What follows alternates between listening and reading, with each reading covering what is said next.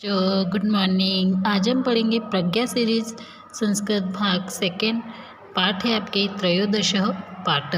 पाठ का नाम है आपके सूक्ति सुधा। क्या नाम है? सूक्ति सुधा। पाठ पढ़ने से पहले हम पाठ के शब्दार्थ पढ़ेंगे। अलस्य मतलब आलसी को, कुतः मतलब कहाँ, अविद्यस्य मतलब विद्याहीन को, अधनस्य मतलब धनहीन को, अमित्रस्य मतलब मित्रहीन को, अष्टादश 18 पुराणेषु पुराणों में, फलिनः फल वाले, नमति झुकते हैं, गुणहीन गुणवान, जनाः लोग, शुष्क वृक्षाः सूखे वृक्ष, कदाचन कभी, परदारेषु दूसरे की स्त्री। आगे हैं व्यासस्य वेद व्यास के, वचनद्वयम दो वचन, पुण्याय पुण्य के लिए, परपीड़िनम दूसरों को पीड़ा, पापाय पाप के लिए, जलम पानी, शुभाषितनम सुंदर वचन, मूर्खे मूर्ख लोगों द्वारा, पाषाण खंडेशु पत्थर के टुकड़ों को, त्रीणी तीन, रत्न संज्ञा रत्नों का नाम, परद्वयेषु दूसरे के धन को, लोष्टवत मिट्टी के ढेले के समान, सर्वभूतेषु सभी प्राणियों को, आत्मवत अपने समान, यह जो पश्यति देखता है, सह वह, पंडितः पंडित हैं, पृथ्व्याम पृथ्वी पर, विद्यते दिया जाता है, रत्नानि रत्न है। अब हम लेसन पढ़ेंगे। अलस्य कुतो विद्या, अविद्यस्य कुतो धनम, अधनस्य कुतो मित्रम, अमित्रस्य कुतो सुखम। मतलब आलसी व्यक्ति जो होता है उसको कहाँ विद्या प्राप्त होती है, और अविद्या मतलब विद्याहीन को कहाँ धन की प्राप्ति होती है, और अधनस्य और जो धनहीन होता है उसको मित्र की प्राप्ति कहाँ होती है, और अमित्रस्य मतलब अमित्रस्य कुतः सुखम मतलब जिसका मित्र नहीं होता उसको सुख की प्राप्ति नहीं होती है। मतलब इस श्लोक में ये कहा गया है कि आपको आलस्यता का त्याग करना चाहिए और हमें विद्या की प्राप्ति करनी चाहिए, तभी हमें धन भी मिलेगा, मित्र भी मिलेंगे और सुख भी मिलेगा। ठीक है, आगे है आपके सेकेंड श्लोक। अष्टादश पुराणेषु व्यासस्य वचनद्वयं, परोपकारः पुण्याय पापम परपीड़िनम।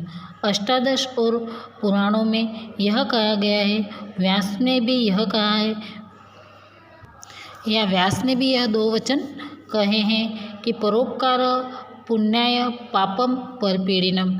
अष्टादश पुराणों में व्यास ने इन सभी ने दो ही शब्द कहे हैं कि परोपकार ही पुण्य है और पाप जो है वो परपीड़िनम मतलब दूसरों को दुख पहुंचाना है या दूसरों को पीड़ा पहुंचाना होता है। तीसरा श्लोक।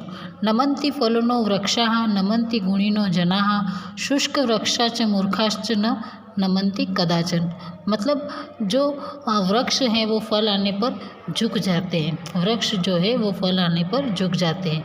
नमन्ति गुणो जना, और जो गुणवान व्यक्ति होते वो भी झुक जाते। शुष्क वृक्षाश्च मूर्खाश्च न नमन्ति कदाचन।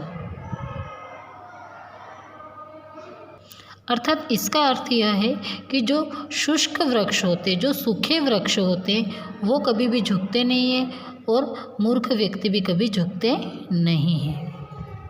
आगे हैं आपके चौथा श्लोक। चौथे श्लोक में है मात्रवत परदारेषु परद्वयेषु लोष्टवतः, आत्मवत सर्वभूतेषु यः पश्यति सः पंडितः। मतलब इस श्लोक में ये कहा गया है कि दूसरे की स्त्री को जो माता के समान देखे और दूसरे के धन को जो मिट्टी के ढेर के समान देखे, आत्मवत सर्वेषु प्राणीषु, तो जो सभी मनुष्यों को या सभी को अपने समान देखे वही इंसान सही में क्या है? पंडित है। क्या है? पंडित है। अर्थात जो दूसरे की स्त्री को माता के समान देखे, जो दूसरे के धन को मिट्टी के समान देखे और जो दूसरों को अपने समान देखे वही पंडित होता है। आगे है पांचवा श्लोक। पृथ्व्याम त्रीणि रत्नानि, जलमन्नम शुभाषितम, मूर्खे पाषाणम खंडेषु रत्न संज्ञा विधेयते। मतलब पृथ्व्याम त्रीणि रत्नानि, पृथ्वी पर 3 रत्न हैं, जलम अन्नम शुभाषितम। जल, अन्न और शुभ वाणी या सुंदर वाणी या शांत वाणी। और जो रत्न को अच्छा मानते हैं, जो रत्न को महत्वपूर्ण देते हैं, वो तो केवल पत्थर के टुकड़े हैं। और मूर्ख व्यक्ति जो होते हैं वो पत्थर के टुकड़ों को ही वास्तविक रत्न मानते हैं, बल्कि वह वास्तविक रत्न नहीं होते हैं। आगे इसकी PDF आपको सेंड कर दी जाएगी।